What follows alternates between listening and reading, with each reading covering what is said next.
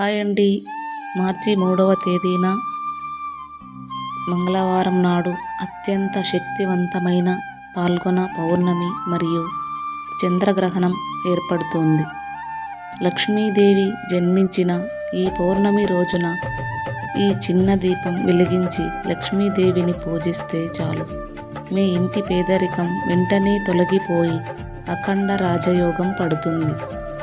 అలాగే ఈ మంగళవారం నాడు సంపూర్ణ చంద్రగ్రహణం మన భారతదేశంలో కనిపిస్తుంది. చంద్రగ్రహణం నియమాలు, చేయకూడని తప్పులు, గర్భిణీలు తీసుకోవలసిన జాగ్రత్తలు, గ్రహణం పూర్తి అయిన తర్వాత పాటించాల్సిన విధి విధానాలు, అలాగే లక్ష్మీదేవి పూజా విధానం గురించి ఈ వీడియోలో తెలుసుకుందాం. ముందుగా మన ఛానల్ని ఫస్ట్ టైం కనుక చూస్తున్నట్లయితే ఒక చిన్న లైక్ కొట్టి వీడియోని స్కిప్ చేయకుండా చూసేయండి పూర్తిగా. మార్చి 3వ తేదీ కేతుగ్రస్త చంద్రగ్రహణం. పట్టు విడుపు నియమాలు. ఈ చంద్రగ్రహణంలో విశ్వసనామ సంవత్సరం పాల్గొన శుద్ధ పౌర్ణమి నాడు అనగా 2026 మార్చి 3వ తేదీన ఒక అత్యంత ముఖ్యమైన కేతుగ్రస్త చంద్రగ్రహణం ఏర్పడబోతోంది. అసలు ఈ గ్రహణానికి సంబంధించిన పూర్తి వివరాలు, ఖచ్చితమైన నియమాలు ఈ వీడియోలో తెలుసుకుందాం. ఈ చంద్రగ్రహణం మార్చి 3వ తేదీ 2026 మధ్యాహ్నం 3:20 స్పర్శకాలంతో ప్రారంభమవుతుంది. సాయంత్రం 6:47 మోక్షకాలంలో పూర్తి అవుతుంది. అయితే వాస్తవానికి ఇది మిట్ట మధ్యాహ్నం ప్రారంభమై సూర్యాస్తమయం తర్వాత రాత్రి చంద్రుడు ఉదయించే లోపుగానే సగానికి పైగా కాలం గడిచిపోతుంది. దీనిని శాస్త్ర పరిభాషలో గ్రస్తదయ చంద్రగ్రహణం అంటారు. అంటే చంద్రుడు గ్రహణంతోనే ఉదయిస్తాడు. మనకు కంటికి కనిపించే పుణ్యకాలం కేవలం 27 నిమిషాలే కదా అని నియమాలను పక్కన పెట్టకూడదు.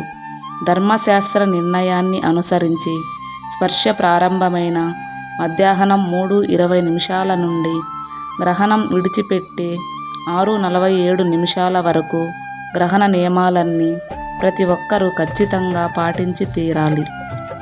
ఈ చంద్రగ్రహణం వల్ల ఈ సమయంలో అనుకోని ఆటంకాలు ఏర్పడే అవకాశం ఉంది.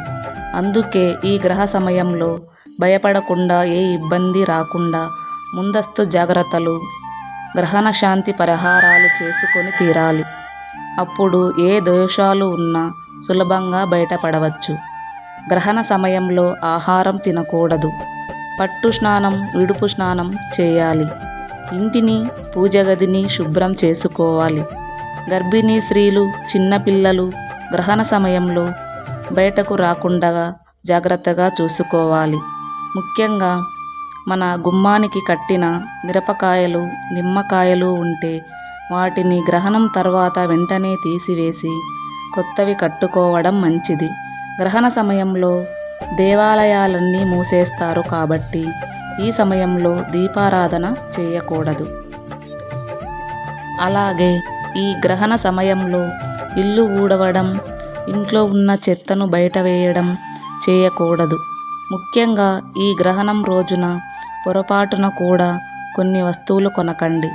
ఇనుము శని గ్రహానికి సంబంధించినది కాబట్టి మార్చి 3వ తేదీన ఇనుప వస్తువులు కొనకండి. లేదంటే మీ ఇంట్లో అశాంతి, గొడవలు ఉండే ప్రమాదం ఉంది. అలాగే పదునైన వస్తువులు, వాహనాలు మరియు ఎలక్ట్రిక్స్ వస్తువులు కూడా అస్సలు కొనకండి. ఇక ఎవరైతే అప్పుల బాధలతో ఇబ్బంది పడుతున్నారో అలాంటి వారు గ్రహణ సమయంలో ఓం శ్రీం హ్రీం క్లీం మహాలక్ష్మియే నమః అనే మంత్రాన్ని 108 సార్లు జపించండి. అప్పుల బాధలు తొలగి ధనాకర్షణ పెరుగుతుంది. చాలామంది ఆడవాళ్ళు మంగళసూత్రానికి పిన్నీసులు పెట్టుకుంటూ ఉంటారు. శాస్త్రీయ పరంగా మంగళసూత్రానికి పిన్నీసులు పెట్టకూడదు. ముఖ్యంగా ఈ గ్రహణ సమయంలో మంగళసూత్రానికి పిన్నీసులు ఉండకుండా చూసుకోండి. అలాగే ఇంటి సంపద నిలకడగా లేనివారు తామర గింజల జపమాలతో లక్ష్మీ అష్టోత్తరం చదవండి. మీ ఇంటి ఆదాయం పెరుగుతుంది.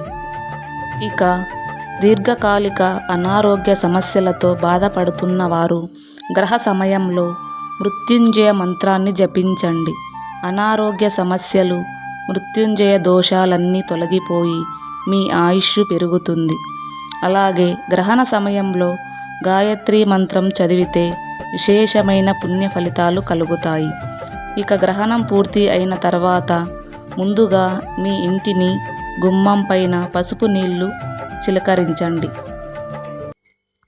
కానీ గ్రహణం సమయంలో చేసే జపాలకు కోటి రెట్ల కొన్ని ఫలితం లభిస్తుంది. ఓం నమః శివాయ, ఓం నమో భగవతే వాసుదేవాయ నమః ఇలాంటి దైవ మంత్రాలు చదువుతూ ఉండండి. గ్రహణ సమయంలో ఇలాంటి దైవ మంత్రాలు చదివితే గ్రహణ ప్రభావం మీపై పడకుండా ఉంటుంది. ఇక ఈ రోజున పొరపాటున కూడా మాంసాహారం తినకూడదు. గ్రహణం రోజున మాంసాహారం తింటే మీ కుటుంబంలో తీవ్రమైన సమస్యలు ఏర్పడతాయి. అలాగే గ్రహణ సమయంలో దూర ప్రయాణాలు చేయకూడదు. ఇక ఈ రోజున కొత్త వ్యాపారాలు ప్రారంభించడం, శుభకార్యాలు నిర్వహించడం చేయకండి. అలాగే ఈ రోజున కొత్త బట్టలు ధరించకూడదు. ఇక ముఖ్యంగా గ్రహణం రాకముందే భోజనాలు పూర్తి చేయండి. గ్రహణం పూర్తి అయిన తర్వాత పసుపు నీళ్లతో ఇంటిని శుభ్రం చేసుకోండి. అదేవిధంగా పూజ గదిని కూడా శుభ్రం చేసుకోండి. ఇంటిని అంతా శుద్ధి చేసుకోండి పసుపు నీళ్లతో. ముఖ్యంగా గర్భిణీ స్త్రీలు, చిన్నపిల్లలు ఉన్నవాళ్ళు బయటకి రాకుండా చూసుకోండి గ్రహణ సమయంలో.